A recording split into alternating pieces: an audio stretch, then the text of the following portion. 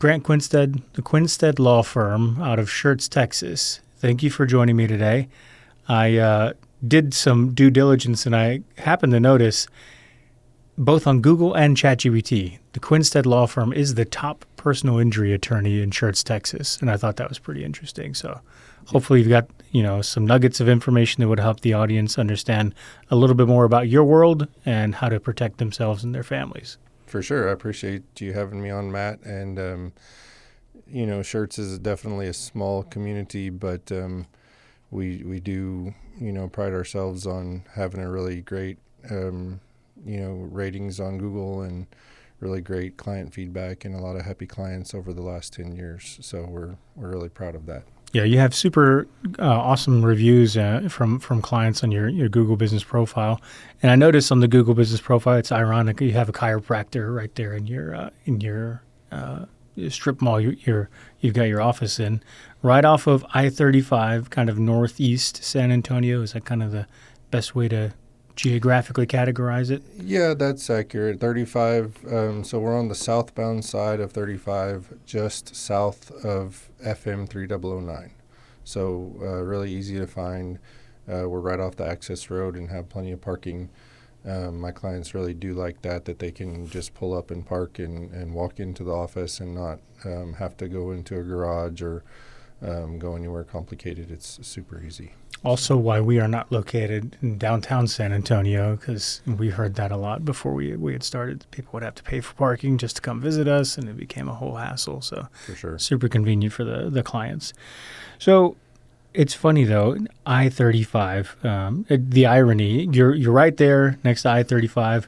I think anybody who's been in Texas long enough kind of recognizes, like I-35 from a construction standpoint has been under construction, going all the way up to like Dallas for forever. Like it's always under construction. Yeah, for sure. Even I can remember driving to high school back in the early 2000s and I-35 going north between Schertz and New Braunfels. I went to Canyon High School in New Braunfels, and I-35 was 2 lanes with concrete walls on the edge of both lanes. There was no shoulder, and the on-ramps were about 15 feet long, and so you had to – it was common to stop and wait for it to be clear because there was nowhere to go. If you came on that ramp, you would – it wasn't clear, there was going to be a wreck.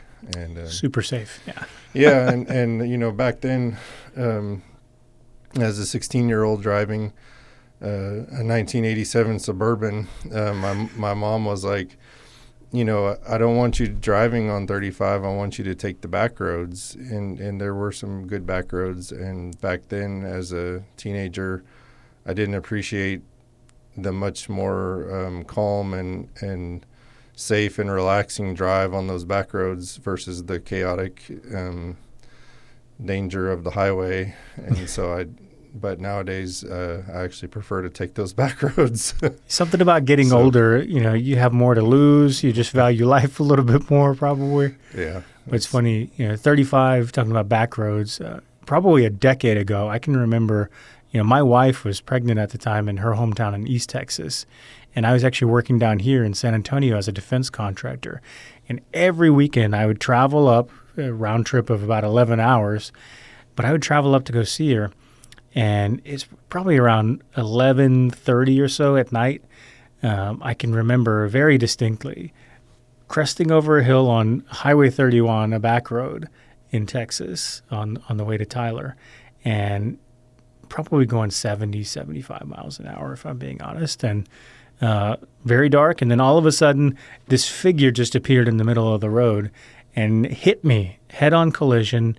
And my vehicle is spinning, and I'm saying a bunch of choice words. I thought that was the end. Luckily, it spun in a straight direction. I stayed on the highway, and I started just throwing things out of my car once I came to, and airbags deployed.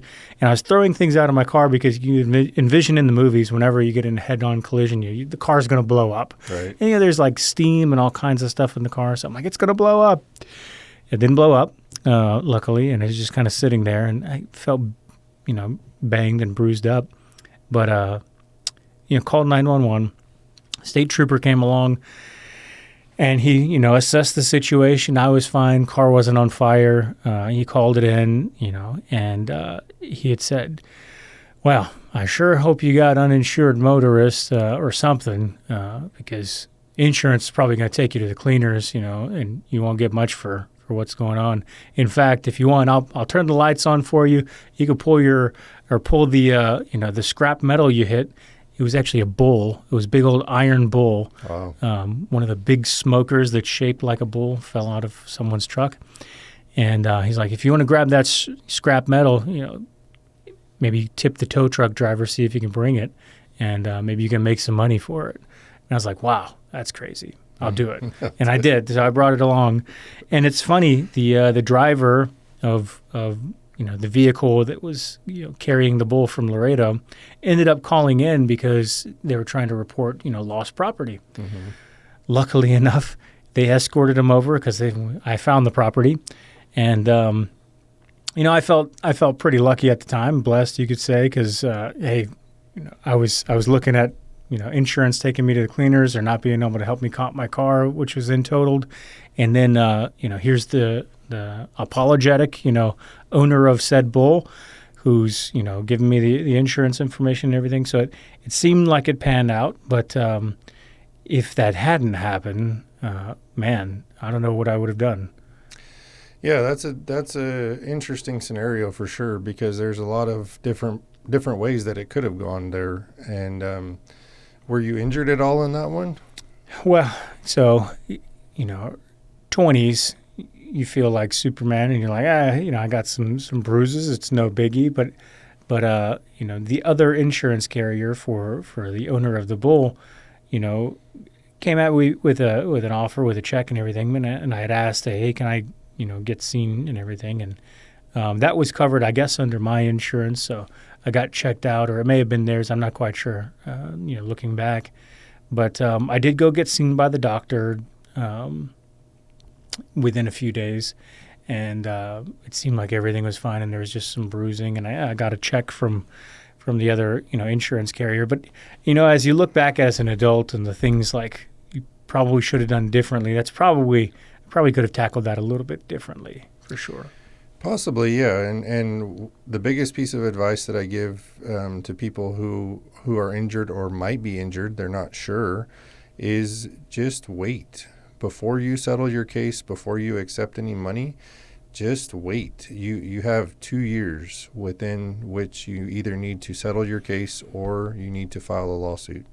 And so use as much of that time as you need to make sure that you're okay.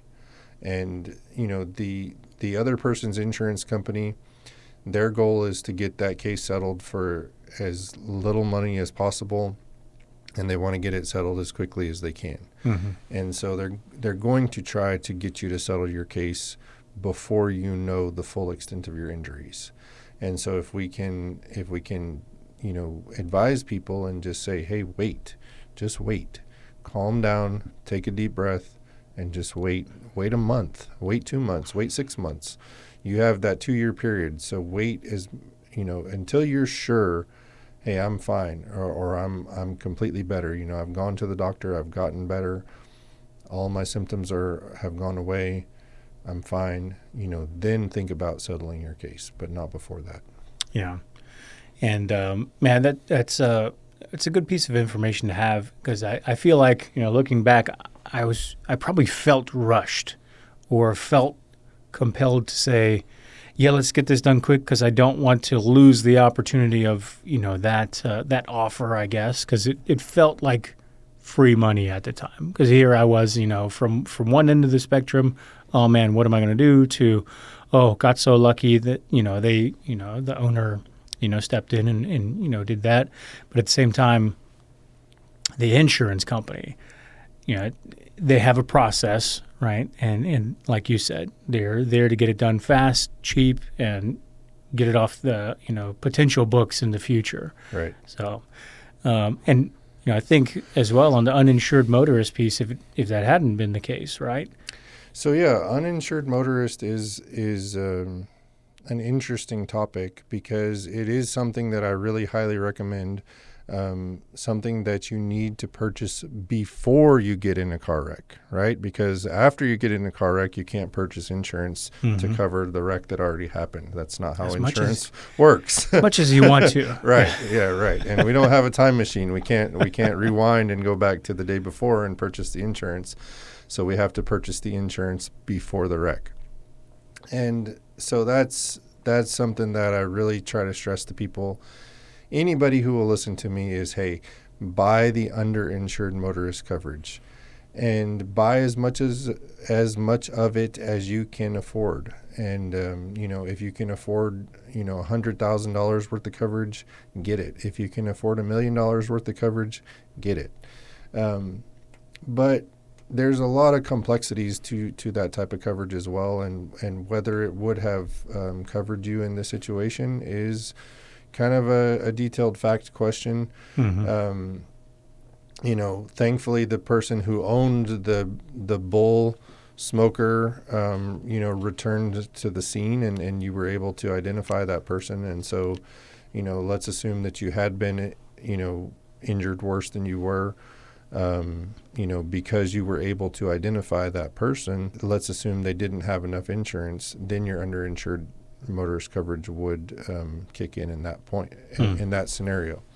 If you had not been able to identify that person, unfortunately, your underinsured coverage doesn't help you in that situation if it's just a piece of debris that you hit.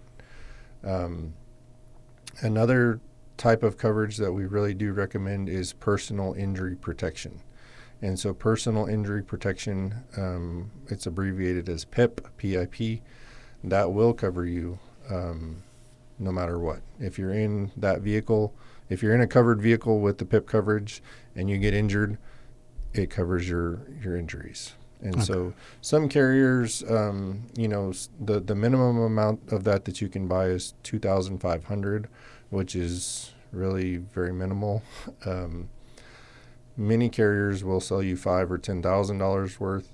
Some carriers like USAA will write up to $100,000 worth of PIP coverage. And so I do recommend if you can get USAA and if you can get that type of coverage, go ahead and get it because it can be very helpful. Well, shout out to USAA. Sure. So talk to me a little bit about Texas minimums. You shared with me a pretty interesting fact that I didn't know beforehand in terms of, current Texas minimums and what they used to be. For sure. So the minimum amount of liability coverage in Texas is $30,000 per person with $60,000 per accident. Wow. And so what's scary about that is a person buys, they're legal. They're legally driving on the road with the minimum amount of coverage that the state requires a person to have, and they cause a wreck. Most of the wrecks that I ever deal with, most of the defendants that I come across are not bad people, right? They're good people, and something happened. They were momentarily, negligent or a mistake happened, and they caused a wreck, right? And they can sometimes cause really bad wrecks. People can be severely injured or killed, and that other person's insurance company pays out that $30,000, and that's it if you don't have your own coverage. And so that's the hardest thing to have to explain to an injured person is here is the reality of the situation. This person who caused the wreck. A few years ago, I had a case where my client was hit head on. She was pinned inside the vehicle, had to have the jaws of life cut her out of the vehicle. She had multiple fractures. She was taken over to BAMC because it is a level 1 trauma hospital. We have 2 of those, University Hospital and then BAMC in San Antonio. Spent about 8 days in the hospital. Spent months after that in a wheelchair. Spent months after that using a walker.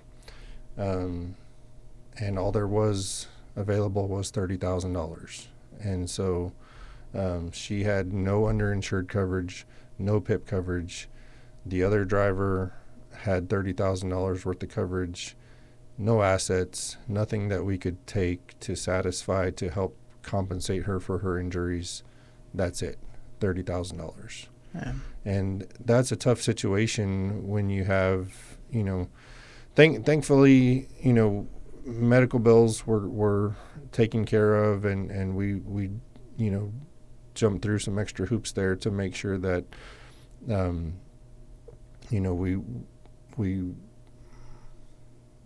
typically there's a lien. So whoever pays those medical bills, whether it be health insurance or TRICARE or Medicare, whoever pays those bills initially, they have a right to be paid back.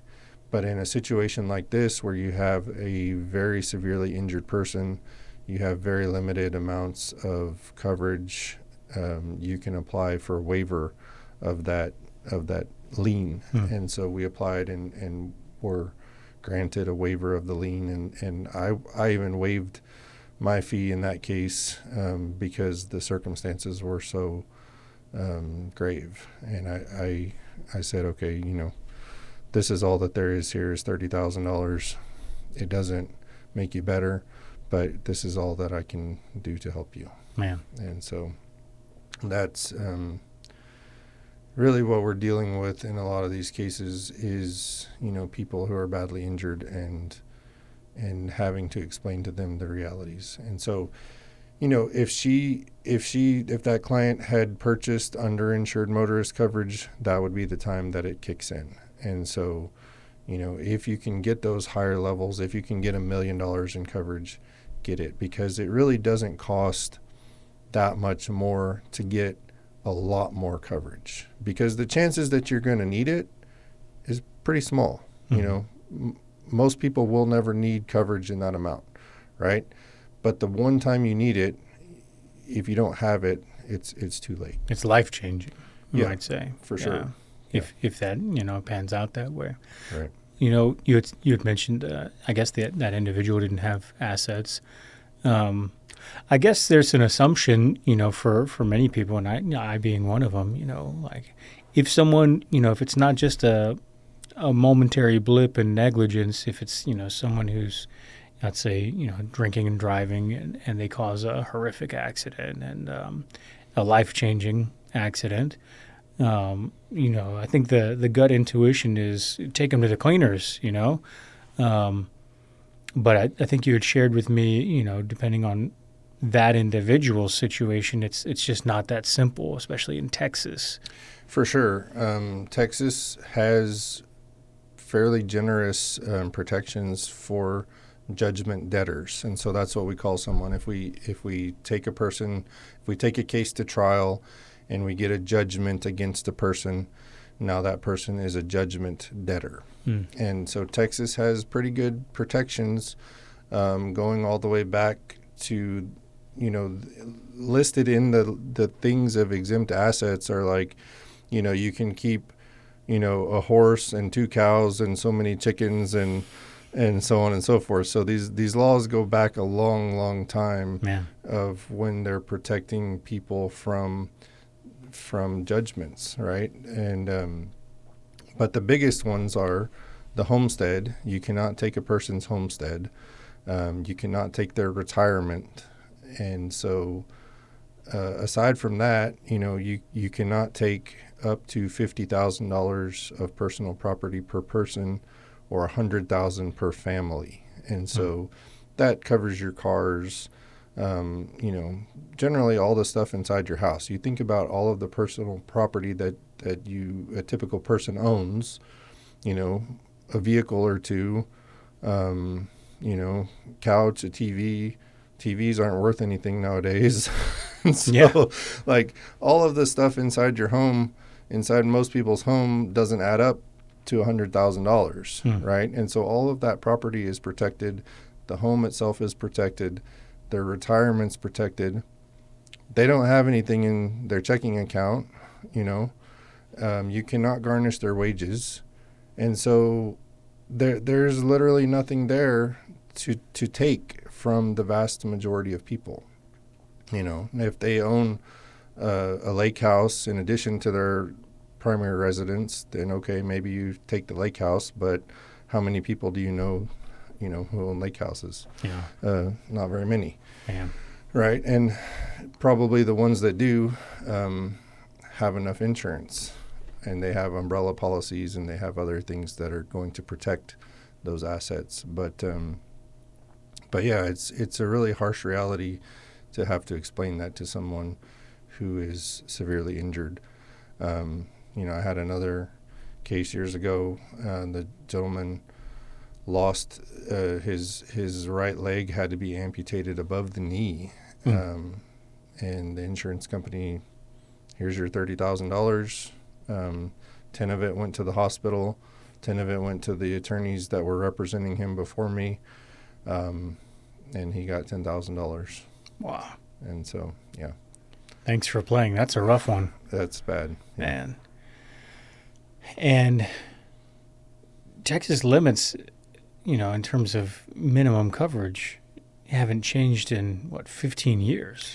Right. Yeah, since 2011, the limits have been the same. The legislature in this last session tried to pass a bill increasing that limit to $50,000, which is, it's better than nothing. I think that the limit should be even higher than that, but 50 is better than 30.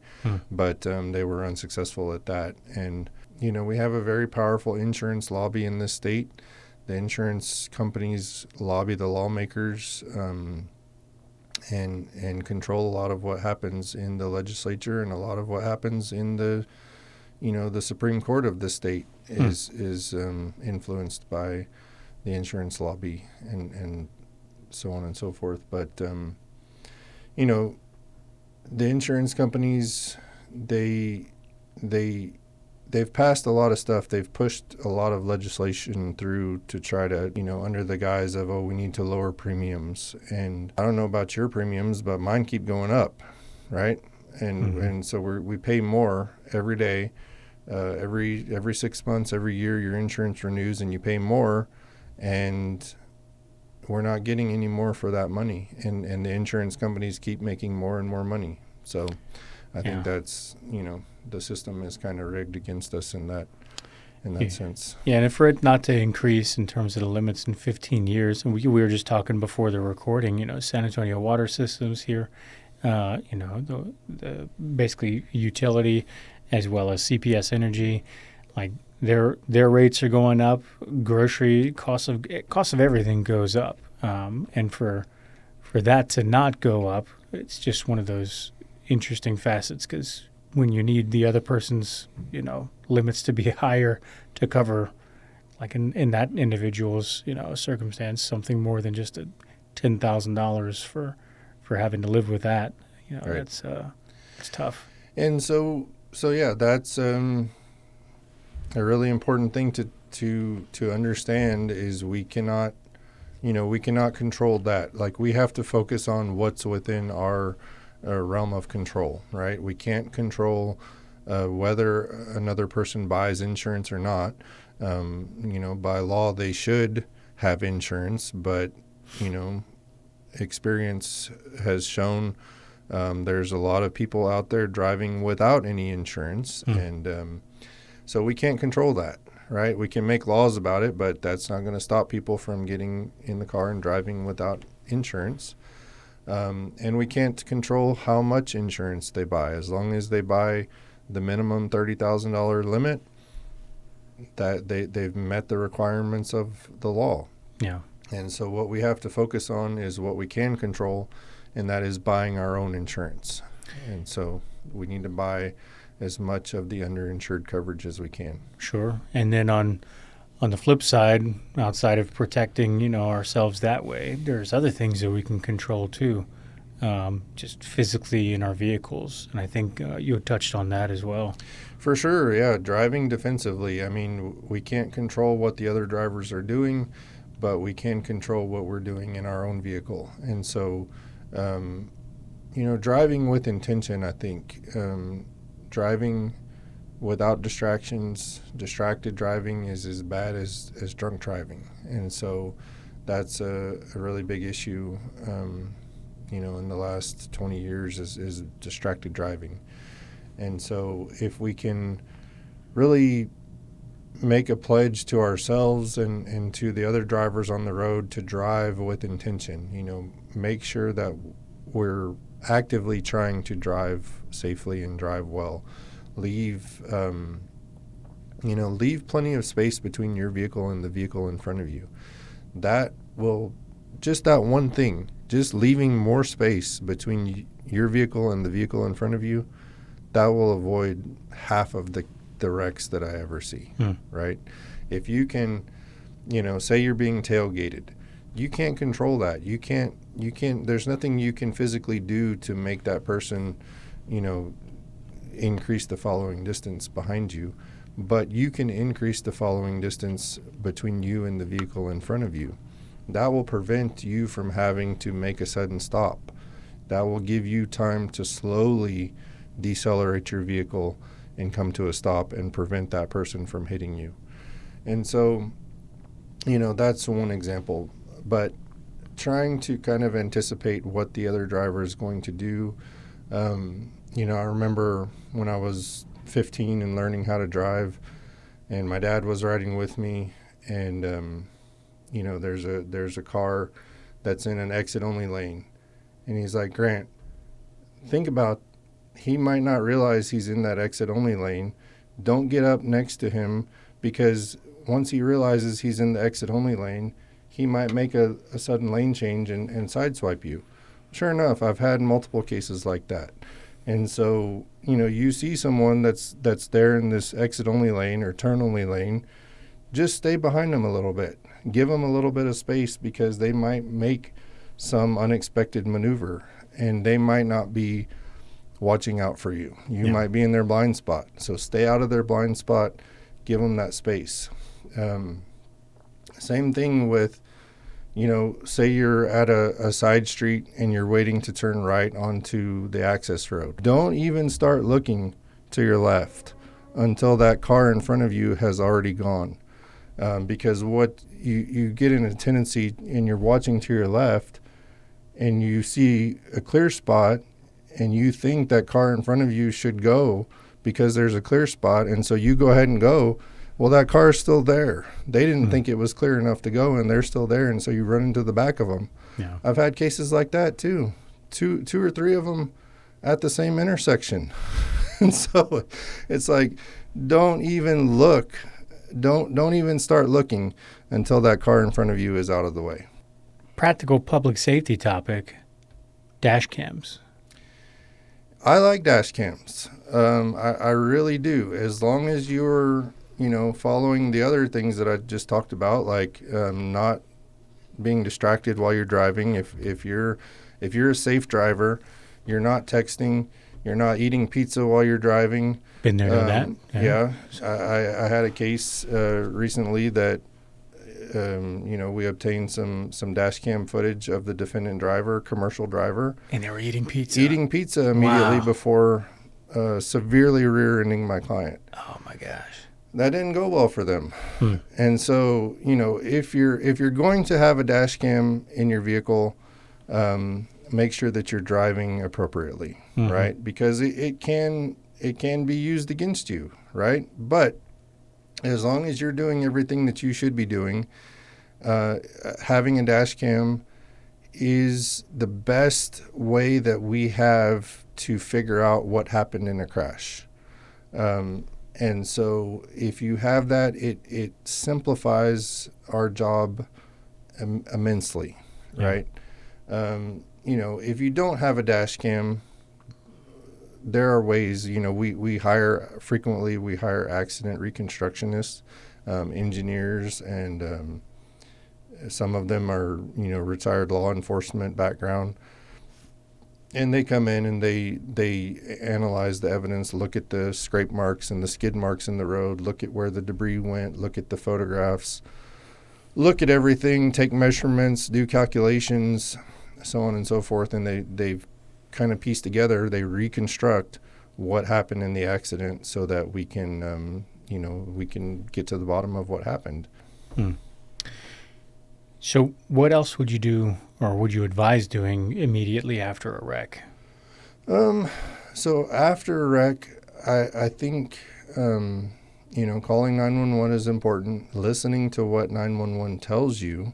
If they tell you, hey, move your vehicle off of the road, go ahead and move your vehicle off the road, because that is, to me, that's one of the scariest things that people don't really think about is when there's a wreck in a roadway, that's a distraction to other drivers. And so other drivers are looking at the wreck and they're not paying attention. And so oftentimes more wrecks happen and more people get injured or killed, after a wreck happens because of that being a distraction. So you do need to be really careful. If you're on a highway or something and your vehicle is still drivable, move that vehicle off of the road. Definitely move your vehicle off of the road if you can. If the vehicle's not movable, then that makes that, answers that question for you. But move yourself off of the road. If you can get out of the vehicle, if you're you're not bleeding, you don't have bones sticking out anywhere, get out of the vehicle, get away from the roadway for sure. Yeah, I'd agree with that too. So it's funny, one of my friends recently got in an accident, and I knew about it because she posted on social media something to the effect of, blessed, so happy, I didn't get hurt and everybody's okay, which that's good. But I've also heard, how that simple statement or something like that, what if that wasn't the case? And you had mentioned you have up to 2 years for certain things. What if everybody's okay, doesn't actually turn out that way in a month or two? For sure. That's a great point. And so with social media, my recommendation is to not post anything on social media while your case is pending. And until your case is settled, your case is pending, right? Even if you haven't hired an attorney, you haven't filed a lawsuit, you still have a claim until that claim gets settled by you signing a release, right? Anything that you post on social media, it's kind of like, when you watch that TV show Cops and they're reading people their Miranda rights and they say, anything you say or do can be used against you. Anything you post on social media can be used against you. Even if in the example you gave, that's something directly related to the wreck.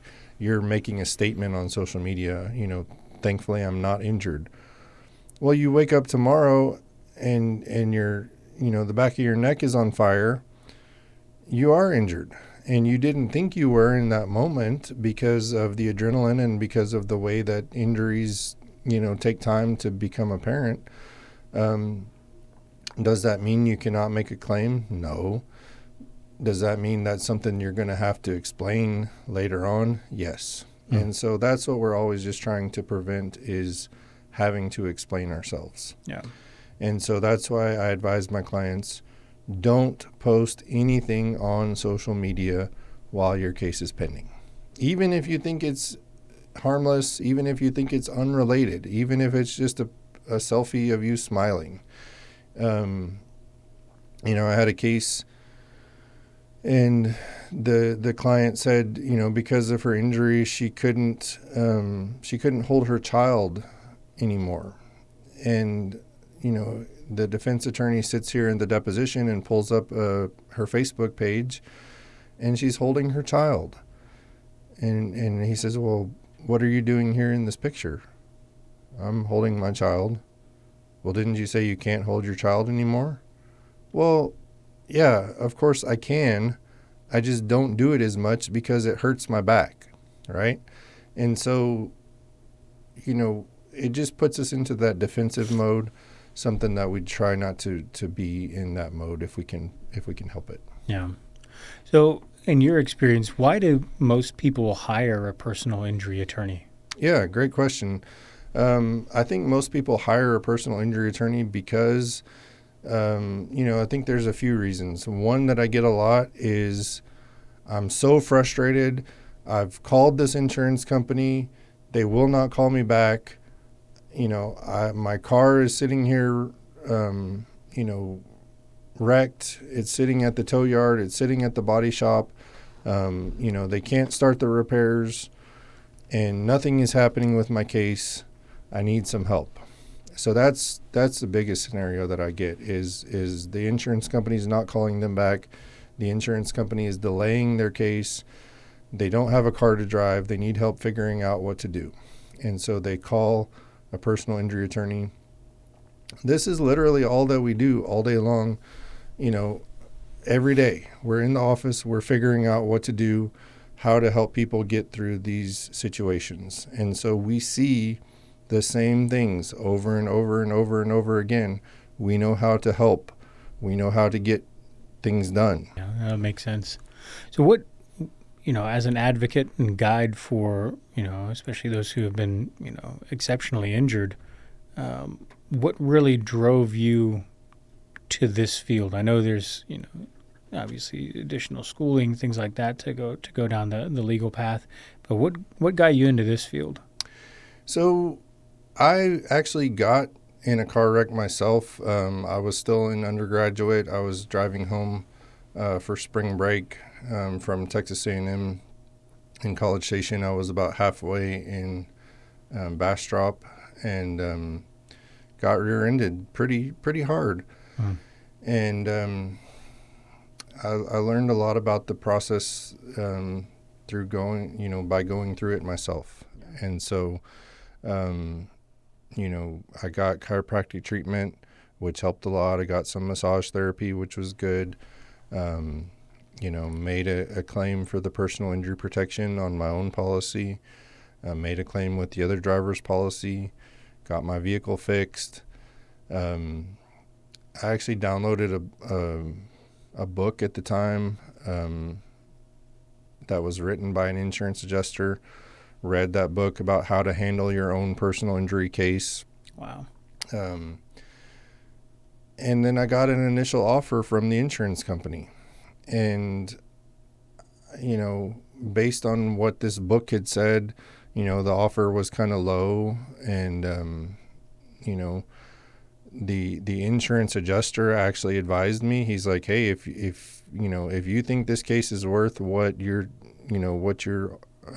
demanding, you need to go talk to an attorney and get an opinion. So I looked up a law firm and, did try to do some research like people do. And I chose what I thought was a good law firm, one of these ones with a big advertisement. Probably back then it was probably an advertisement in the phone book. And I called the office and they're like, okay, sure, come on in. And they had me meet with a paralegal. I didn't even see an attorney at that meeting. And, I met with this paralegal, very nice paralegal. And she said, yeah, based on the medical bills that you have, that's not a bad offer. And so I went ahead and settled my case. Well, what the advice that I really needed then and the advice that I give my clients now is to wait. And I talked about this already, but wait, because you think you're okay, you think you're better, but you might not be. Hopefully you are, hopefully you're fine. But if you're not and you settled your case, you're SOL. There's nothing we can do to help you after you have settled your case. Yeah. And so, I settled my case for a pretty trivial amount of money and, ended up having neck pain that has lasted until today. Man. That wreck was, I think, in 2009, and I'm still having neck pain. Man. And so that has really kind of influenced my life experience has influenced a lot the way that I handle cases and the way that I advise my clients. Yeah. And so, at this point, I think I've had 6 or 8 injections to my neck. I've had, probably as many MRIs and no surgery yet. I'm still doing pretty good without having had surgery, but that's always something that's kind of looming as a possibility someday. I always find it interesting what drives people, to certain paths, and what I always see is similar. You were talking about you like working with businesses that are operated by owners. What I tend to see is, businesses that are operated by someone who has a passion that's personal to them, or a story that's personal that drove them down that path. Same kind of thing. So, for sure. Interesting. Yeah.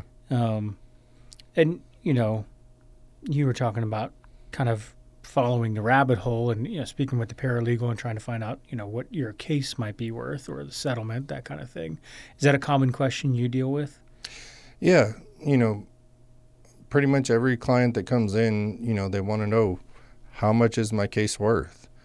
And typically I can't give them that answer right off the bat, unless they're like the other one of the other cases I mentioned where the lady was severely injured and spent 8 days at BAMC. In that type of a case, your case is worth how much ever insurance coverage is available, the maximum amount of insurance coverage. But in a typical case, we have to know kind of three categories of information before we can figure out what a case might be worth. And so the first category that I like to talk about is insurance coverage and or assets. And so how much insurance coverage is available from the driver that caused the wreck? How much insurance coverage is available on your own policy? So that's the first category. Second category, and it doesn't really matter what order we put these in, but the second category is liability and causation. And so is the other driver liable for causing the wreck, right? In most cases, we know the answer to that. Hey, I was stopped at a stoplight and I got rear-ended. Okay, it's pretty clear the other driver's liable for that wreck. But in some cases, it's not clear. Like we talked about the red light collision, we have to do some investigation work and some accident reconstruction and try to piece together the liability factor. And then the second part of that one is causation. Did this wreck cause these injuries? And that's what we're fighting about in probably the vast majority of cases is, did the wreck cause these injuries? And if so, what is the extent of the injuries? Was the wreck, were there enough forces involved? Were there pre-existing conditions that are actually causing the problem, so on and so forth. And then the third element is damages. And so, if you're not injured at all, you have zero soreness, zero stiffness, zero pain, zero anything, you don't have any damages. So your case is not worth, I hate to say zero, but probably it's not worth anything. And so that's really the best case scenario. The best case is worth zero, because that means you're not injured and that means you don't need my help. That's what I really try to explain to people is, these billboards and these advertisements that you see on TV, we recovered $9 million for this person. And then you read the fine print at the bottom, wrongful death lawsuit. Okay, someone died and they recovered $9 million. And so, that's one example, right? Thankfully, I haven't handled a case like that in my, almost, I'm coming up on 13 years of practice. I haven't handled a wrongful death case. But the majority of my cases, the people are injured, but they're not what we would call catastrophically injured. They're not paralyzed. They're not dead. They're not, in a vegetative state. But they're really truly injured and they need help. And so that's really what we what we try to help people with. Yeah. And so yeah, kind of in summary, you look at those three categories, and whichever one is the lowest, you kind of have to cut the other two off at that level, kind of like a bar stool. And the lowest one kind of determines the highest possible value of the case. And so, if you walk into my office and you say, hey, Grant, what's my case worth? Well, I can tell you potentially what it could be worth. But at the outset of a case, I typically don't know how much insurance coverage is available.